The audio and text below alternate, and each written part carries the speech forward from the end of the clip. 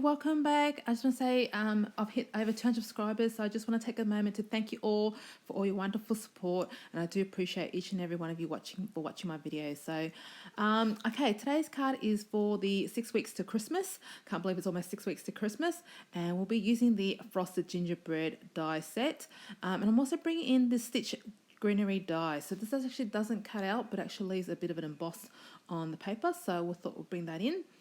And I also have a tip for you guys as well, because we will be layering some cardstock. I wanted to show you guys how you can save some paper and obviously save some money. So let's bring in the dies that we'll be using today, which is this beautiful bell one, again part of that frosted gingerbread series, and we'll be using the intricate die to be cut out on the silver foil, and the soft succulent will do the outline piece. Now, because we are layering it, we can just use the die cut pieces, and the layering will be covered up, which I'll show you guys later. And whilst I'm cutting out that through the embossing machine, we'll put it through the Stitch Greenery embossing at the same time. Okay, so just now that we've got that, I'm bringing in the silver trim, and it's from the Simply Elegant trim set, I think it's called. So I'm just using the silver there and looping that through our die cut ornament, just through the little hole that's been die cut from the die. And I'm just using Tombow here. Normally I would use my needle point glue, but I couldn't find it, so you can see me just dotting it, being really careful. Don't want to use too much glue because it will ooze out of the side, and we don't want to get that on the silver foil.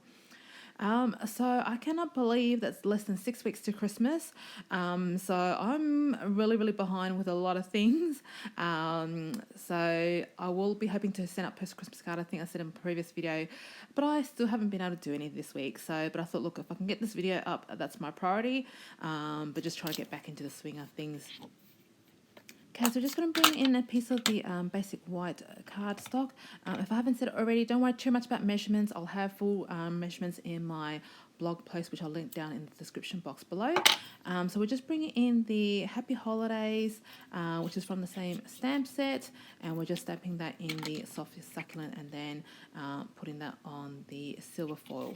Like I said, I'm pretty lazy, so I don't like to measure too many things sometimes, so all I'm just going to do is bring out, just glue that onto the silver foil base, and bring out my little chopper, and just chop out the edges for that.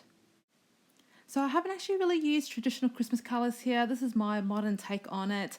I really love the pairing of the soft succulent with the grey or silver combination here. I find the colours are really modern. So as you can see now, we're going to be covering up that little piece there that we die cut out. So it was a great way to save paper. And I'm also going to bring in a layering silver foil piece. That green piece is a bit big, so I'm going to trim that down.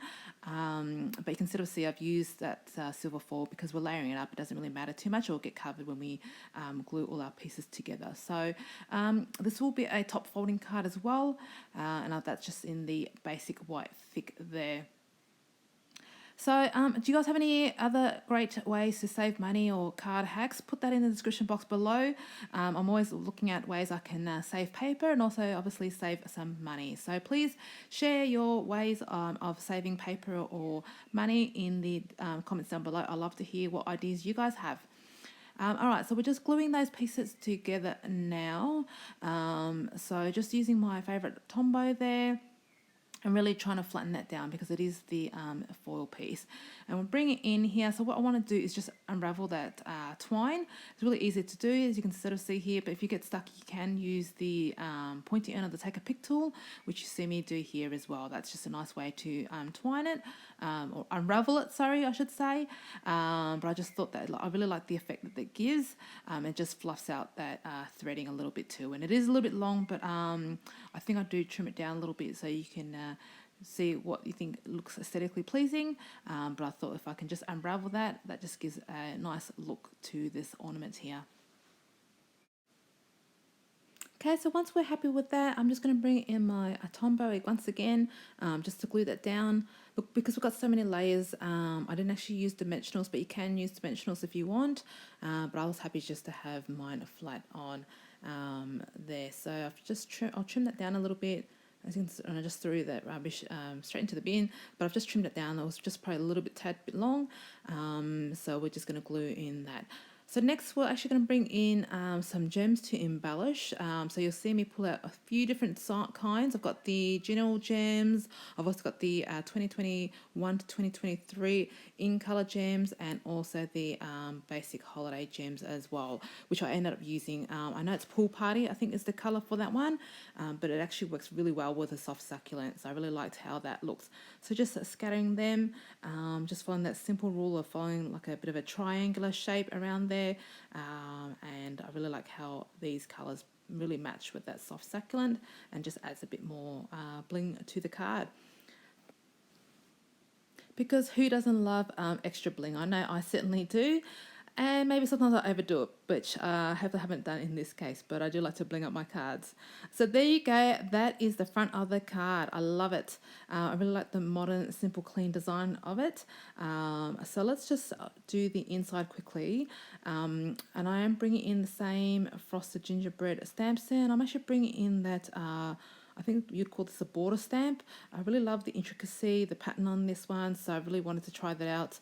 So I'm going to be stamping that on the inside just to be a decorative piece. And I think you could actually use this to stamp the envelope as well, which I didn't show in this video. But also, if you want to, you could use the same bell stamp, the matching bell stamp that went with the front of the stamp, the front of the card as well. That would work also. Okay, so if you're not confident, I do recommend using a stamping tool if you want, but I just use the stamp block and see how beautiful that is, and the pattern matches that. I was just showing that the pattern does match the same one that's on the bell there. So I did switch over so that it shows on the left hand side again, just for when I take photos of the cards. It looks a lot nicer having that decorative piece on the left hand side there. And that is it. How quick and simple was this card to make? So I will also bring in the alternatives as well. So just a couple of different options for you guys here. Okay, so this one I've used the ornament, and I've just added in some silver ribbon, which I had in my stash, and I've added that too. And this one is in the red and gold, the real red as well. So I thought that looks quite nice, and I did try to go some more traditional colours there. So there are all the 3 cards that I made. Hope you guys enjoyed this video, and thanks for watching. Please hit that subscribe button if you haven't already, and give this video a thumbs up. Until I see you guys in the next video, take care. Bye everyone.